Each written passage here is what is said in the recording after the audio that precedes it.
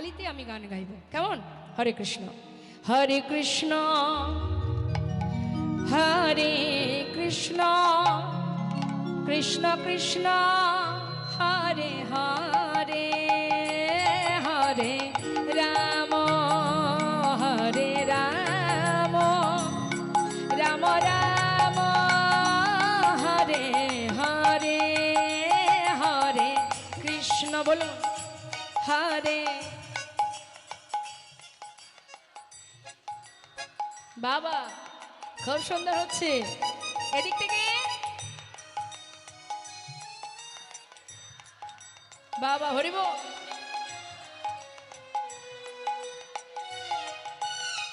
আচ্ছা, এদিক থেকে এত সুন্দর আমি সুরটা শুনতে পাচ্ছি, এদিক থেকে পাচ্ছি না কেন? কি গো মা, সেবা হয়েছে? হয়নি?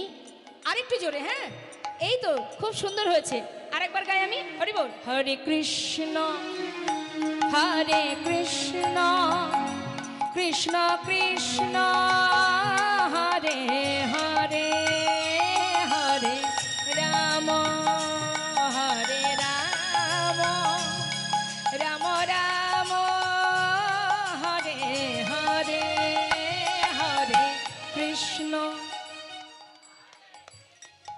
বাবা হরিবল, হরিবল।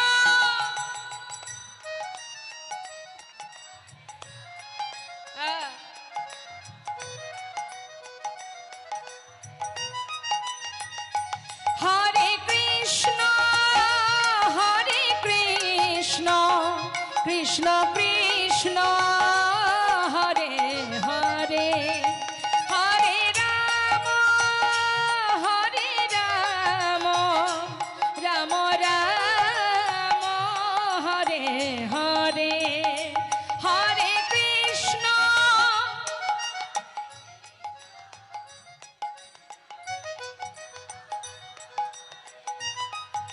হরি বল।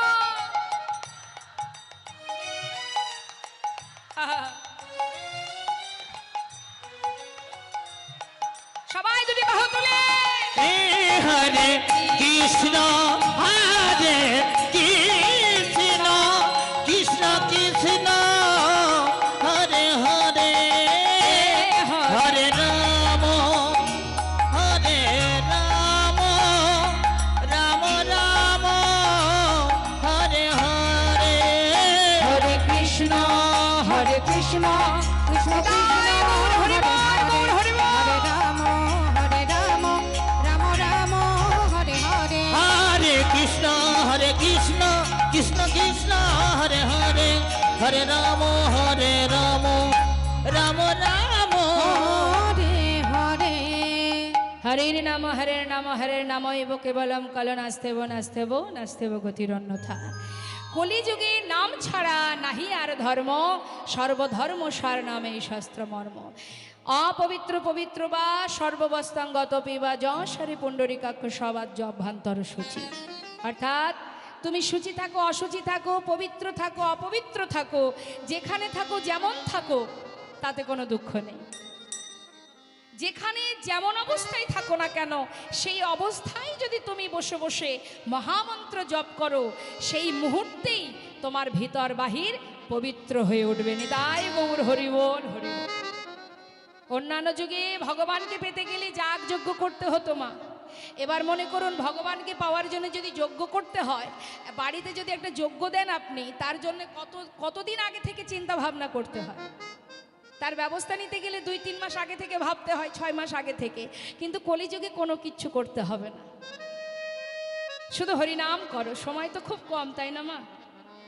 কেউ আমরা বলতে পারবো না যে আজকে আছি একটু পরেও থাকবো।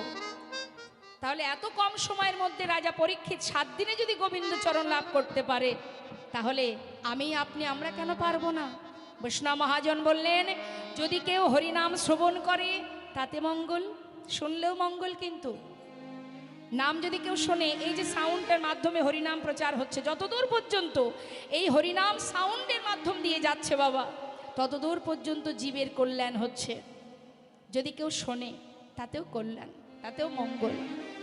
শুনলেও কিন্তু উপকার আছে, আছে না? যেমন একটা প্রমাণ দিই। শুনলে তার মঙ্গল কি? হরে কৃষ্ণ বাবা, যারা টক খেতে ভালোবাসে, টক টক, হ্যাঁ, তোমা যদি মনে করুন তার সামনে আপনি টক বিষয়ে কোনো কথা বলেন, তেঁতুল বা যা কিছু, দেখবেন 1 2 3 4 বার বলবেন, বলতে বলতে দেখবেন সেই ব্যক্তি, সে তো শুনছে, তার কিন্তু জিহ্বায় জল চলে আসবে। কি তাই কি না?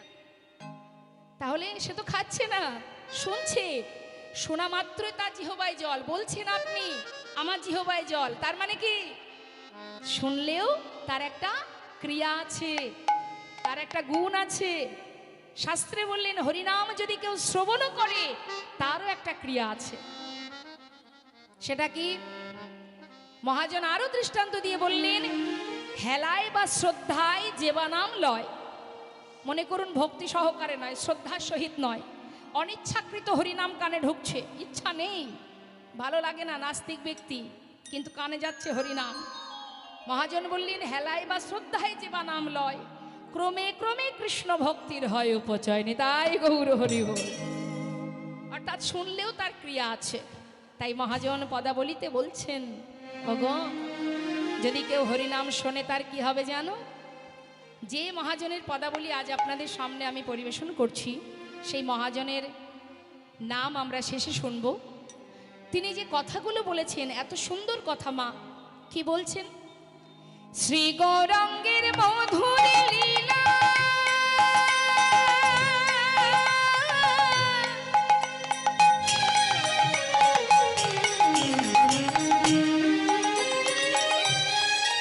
ও গো যার করিনে প্রবেশিলা, আমার সে গৌরাঙ্গের মধুর মধুর লীলা,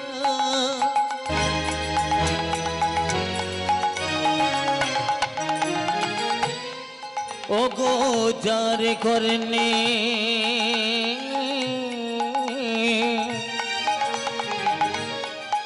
আজ প্রবেশিলা, হৃদয় নীল। যদি কানের মধ্যে হরিনাম প্রবেশ করে, কর্ণপ্রহরে হরিনাম গেলে তার কি হবে? এই হৃদয় নির্মল ভে